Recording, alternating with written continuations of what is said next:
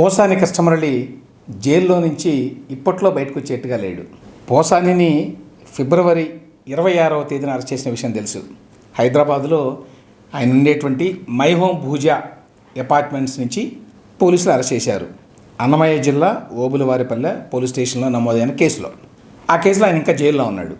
ఆయన మీద రాష్ట్ర వ్యాప్తంగా 17 కేసులు నమోదైనవి. ఇప్పుడు రాష్ట్ర వ్యాప్తంగా ఉన్న ఈ పోలీస్ స్టేషన్ల పోలీసులు పోసాని కృష్ణమురళి మాకు కావాలి అంటే మాకు కావాలి, మా జైల్లో పెట్టాలి అంటే మా జైల్లో పెట్టాలి అని చెప్పి పోటీ పడుతున్నారు. ఎందుకంటే ఈ 17 పోలీస్ స్టేషన్లకు సంబంధించి పోలీసులు పీటీ వారెంట్లు అంటే ప్రిజనర్ ట్రాన్సిట్ వారెంట్లు సిద్ధం చేశారు. ఈ పీటీ వారెంట్లని కోర్టుకు సమర్పిస్తే కోర్టు వారు ఏ పోలీస్ స్టేషన్ వారైతే పీటీ వారెంట్ ఇచ్చారో వాళ్ళకి అప్పచెప్పాలి విచారణ కోసం. సో 17 పోలీస్ స్టేషన్లో రాష్ట్ర వ్యాప్తంగా పీటీ వారెంట్లు రెడీ అయినాయి. అందులో 3 జిల్లాలకు చెందినటువంటి పోలీస్ స్టేషన్ల వారు ఈ పీటీ వారెంట్లని ఆల్రెడీ కోర్టు వారికి సబ్మిట్ చేశారు. ఏ 3 జిల్లాలు? రాజంపేట జైలు అధికారులకి పోలీసులు ఈ పీటీ వారెంట్లు అందించారట. ఈ 3 జిల్లాలు ఏవంటే గుంటూరు జిల్లా నసరావుపేట, అల్లూరు జిల్లా, అనంతపురం గ్రామీణ పోలీసులు.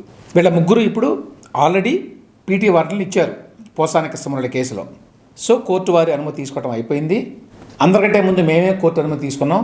అందువల్ల పోసాని కృష్ణమురళిని మాకే ముందు అప్పగించాలని చెప్పి నసరావుపేట పోలీసులు రాజంపేట జైలు అధికారుల దృష్టికి తీసుకెళ్లారంట. ఒకేసారి 3 జిల్లాల నుంచి 3 పోలీస్ స్టేషన్ల నుంచి పోలీసులు ఈ పీటీ వారెంట్లు తీసుకురావడంతో ఈ జైలు అధికారులకు ఏం చేయాలో అర్థం కాలేదు. అన్ని రూల్స్ అన్నీ చూసుకొని ఎవరు ముందు వచ్చారు ఏమిటి అని చెప్పి అన్నీ పరిశీలించిన తర్వాత ఉన్నతాధికారుల అనుమతితోటి పోసాని కృష్ణమురళిని పల్నాడు జిల్లా నసరావుపేట పోలీసులకు అప్పచెప్పారు. అంటే ఇంకా 2 జిల్లాల్లో పోలీసులకు అప్పచెప్పాలి. ఆ తర్వాత మిగతా 14 పోలీస్ స్టేషన్లో కూడా ఈ పీటీ వారెంట్లు ఉన్నాయి. ఈ పీటీ వారెంట్ల మీద ఆ పోలీసులు మేజిస్ట్రేట్ అనుమతితోటి ఎప్పుడైనా అదుపులోకి తీసుకోవచ్చు. ఆ మేరకు నసరావుపేట పోలీసులు నిన్నే తీసుకెళ్లారు పోసాన్ని. ఈలోగా ఒరిజినల్ కేసులో అంటే ఓబులవారిపల్లె పోలీసులు పెట్టిన కేసులో బెయిల్ కోసం అప్లై చేశాడు. వైఎస్ఆర్సీపీ లాయర్ పనోల సుధాకర్ రెడ్డి గారు రిప్రజెంట్ చేస్తున్నారు ఆ కేసులో. అందులో బెయిల్ ఇంకా రాలా. ఆ హియరింగ్స్ పూర్తి అవ్వాలి, అందులో నిర్ణయం వెలువడాలి. ఒకవేళ ఆ కేసులో పోసాని కృష్ణమురళికి బెయిల్ వచ్చినా ఆయన జైలు నుంచి బయటపడ్డాడు, బయటికి రాలేడు.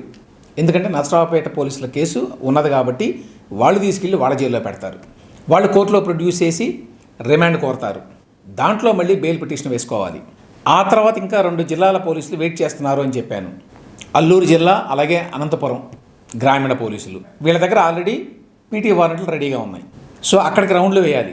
అదైపోయిన తర్వాత మిగతా 14 పోలీస్ స్టేషన్ల పోలీసులు కూడా పీటీ వారెంట్లు ప్రొడ్యూస్ చేస్తే అప్పుడు వాళ్ళకు కూడా అప్పచెప్పాలి ఒకరి తర్వాత ఒకరికి, ఒక టైం లైన్ పెట్టుకొని. అంటే పోసాని కృష్ణమురళి దాదాపు 17 కేసుల్లో బెయిల్ని తెచ్చుకుంటే కానీ జైలు నుంచి బయటపడ్డావు అనేది స్పష్టంగా అర్థమవుతుంది. దీన్ని బట్టి ఆ రకంగా ఏదో చిన్న కేసులో ఇరుక్కున్నాంలే, ఈ ఒక్క కేసులో బెయిల్ వస్తే బయటపడతాంలే అని చెప్పి పోసాని కృష్ణమురళి పాపం అనుకున్నట్టున్నాడు. కానీ అది జరిగేట్టుగా లేదు. నిజానికి ఏంటంటే పోసాని కృష్ణమురళి పిచ్చి పిచ్చిగా ఆ ప్రెస్ మీట్లు పెట్టి వాగాడు. కానీ యాక్చువల్గా అతను చాలా భయస్తుడు, పెరికి పన్నా అని చెప్తున్నారు. అందువల్లనే అరెస్ట్ చేసేటప్పుడు ఇంట్లో చాలా గోల్ చేశాడు. ఆ తర్వాత పోలీసులు తీసుకెళ్ళి ఇంట్రాగేట్ చేసేటప్పుడు కూడా చాలా విచిత్రంగా ప్రవర్తించాడట. అదేవిధంగా జైల్లో ఉన్నప్పుడు కూడా నా గుండె నొప్పి, నాకు ఊపిరాడడం లేదు, నాకేదో అవుతోంది, నా క్యాన్సర్ వచ్చింది, ఇట్లాంటివి ఏవేవో చెప్తే వాళ్ళు తీసుకెళ్ళి హాస్పిటల్లో అన్ని పరీక్షలు చేయించారు. రాజంపేట సబ్ జైల్లో ఉన్నాడు కాబట్టి కడప రిమ్స్ హాస్పిటల్కి తీసుకెళ్ళి అన్ని టెస్టులు చేశారు. అంతా బాగానే ఉంది అని చెప్పారు. ఇప్పుడు నసరావుపేట పోలీసులు తీసుకెళ్తే కూడా ఇదే రకమైన కంప్లైంట్ చేశారట. నాకు ఆరోగ్యం బాగాలేదు, నాకు ప్రాణం పోతోందని. వాళ్ళు కూడా టెస్టులు అన్నీ చేయిస్తున్నారు. జైల్లో ఉన్నంతకాలము పోసాని కృష్ణమురళి ఆరోగ్య బాధ్యత పోలీసులదే. అందువల్ల వాళ్ళన్నీ తగిన జాగ్రత్తలు తీసుకుంటారు. కాబట్టి అంతవరకు పర్వాలేదు. కాకపోతే జైలు జీవితం పోసాని కృష్ణమురళికి దుర్భరంగా ఉంది, తట్టుకోలేకపోతున్నాడు.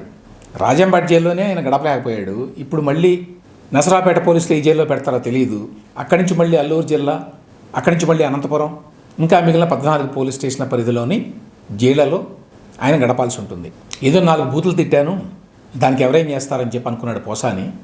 కానీ ఇప్పుడు చూస్తే ఈ కూటమి ప్రభుత్వం, ఈ చంద్రబాబు నాయుడు గారు, ఈ లోకేష్, ఈ పవన్ కళ్యాణ్ వీళ్ళెవరూ కూడా అంత సులభంగా పోసాని కృష్ణమురళిని వదిలిపెట్టాలి అని చెప్పి అనుకోవడం లేదు అనే విషయం అర్థమవుతోంది. కాబట్టి పోసానికి సమీప భవిష్యత్ అంతా కూడా అంధకారమే.